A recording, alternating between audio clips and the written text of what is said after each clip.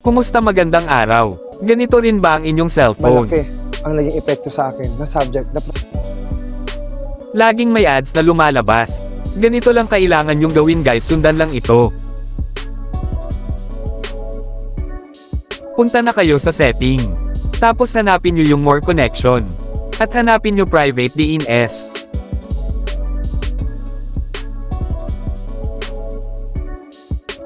Tapos e-type nyo lang ang DNS.adguard.com.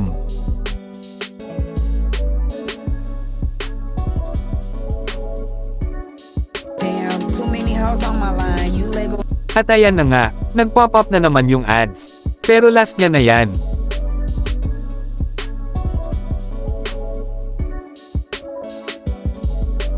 Kapag na-type nyo na ang dns.adguard.com, ay maghintay lang kayo ng ilang minuto at ito ay hindi na babalik. Ilang segundo ko rin inantay at sinigurado kung wala na talaga mag-pop up na video ads dito sa akin cellphone. Upang mapatunayan sa inyo na legit ang aking video tutorial. At sigurado ko na wala na rin nag-pop up na video ad sa inyong cellphone. Wala namang pop up na ad sa iyong cellphone. At kung nakatulong ako, mag-like ka at mag-subscribe sa aking munting YouTube channel. At mag-comment ka naman ng thank you. Maraming salamat at sa muli natin video tutorial. God bless, ingat.